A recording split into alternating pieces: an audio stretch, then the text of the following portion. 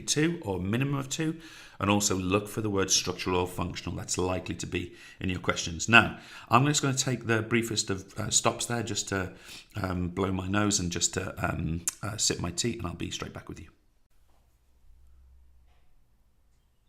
Okay, so let's take this further. I mean, first of all, I've got all of the relevant muscles on the page here. We're looking at the mechanics of breathing. And I want to stress to you that breathing is mechanical. It's obvious because of the name of this topic, right? But let's be honest. This is just pressure changes, okay? We make a space bigger or smaller. It changes the pressure of that space, and therefore air moves down a pressure gradient. That's all we're talking about. So if you're unsure about that base principle, bluntly, we need to really nail that down.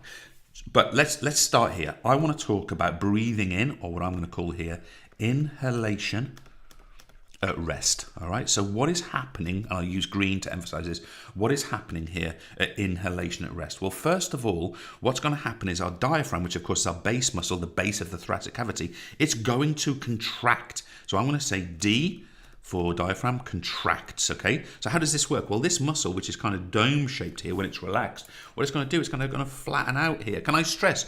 The action of that is to move the ribs up and outwards. That's what that does. It makes the thoracic cavity bigger.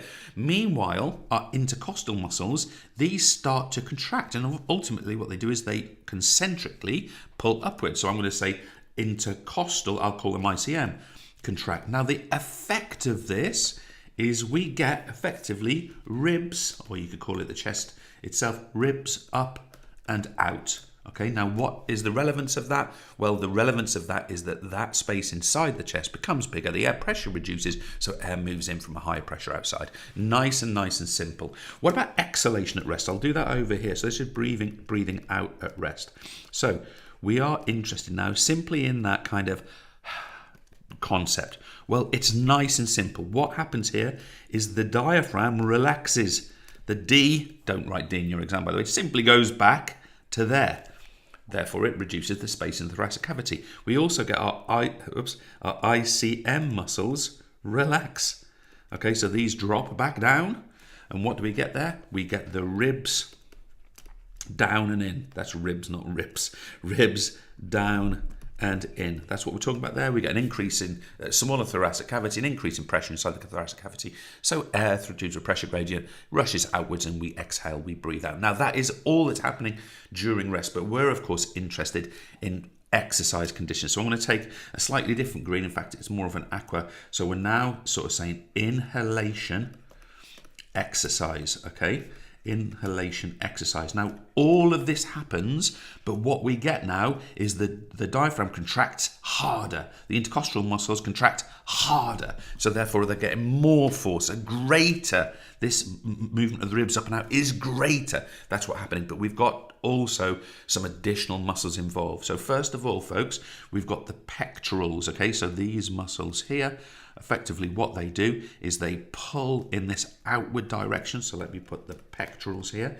And what do? Well, they further move the ribs up and out. Use the terms further move the ribs up and out.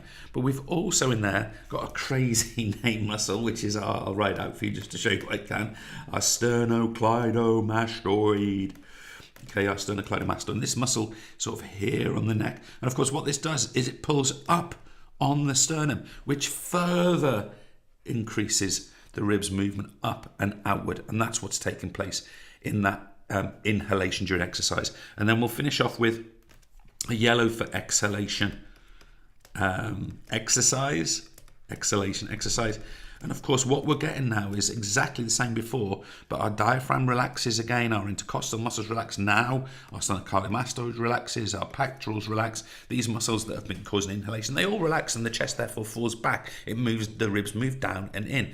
But also the other thing we get is the abdominal muscle. Now, ironically, these are not the abdominals, these are the obliques we're picturing, but you have to strip away the muscles to see them. Nevertheless, what these do is they move, they contract downwards, pulling the ribs further down and in. So greater change from down to in of the ribs. So therefore we've got those abdominal muscles which contract for exhalation during exercise. Now, we're going to put this into sort of a couple of structures, some answers here. We've got using your knowledge of mechanics of breathing, explain how air leaves the lung during expiration. So let's have a look what we've got here. we have got the diaphragm relaxes. So this is exhalation, remember. So this is at rest, expiration, exhalation mean the same thing. Diaphragm relaxes and returns to its dome shape. Likewise, the intercostal muscles relax. So we've got that too.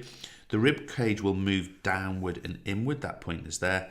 And we get a decreased volume in the thoracic cavity, and therefore we get an increased air pressure in the lungs as a result of that. Therefore, air rushes out. So that is expiration or exhalation at rest. What about breathing in during exercise? And notice, like, if we got these two questions back to back, right, you'd have to go exhalation, inhalation. I've got to make sure I get the right one. One's at rest, one's at exercise. Read the blinking questions, folks. I mean, I don't know how else to put that.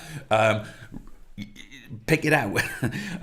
Here we go. We've got the chest cavity increase in size even further. Look at this terminology. Even further, not just as it does at rest, but even further by an increased depth of breathing compared to rest. This occurs due to the contraction. I might even say here, okay, this is the contraction of the pectoral and the sternocleidomastoid. So there's our additional muscles, additional to the diaphragm intercostal, which are the only ones to contract at rest. Now, I've said here, in addition to the diaphragm and intercostals. Now, I could say these contract even harder, right? That would be an option for me. Furthermore, breathing rate increases, so there are more breaths per minute. Now, that breathing rate increases, I should go back to a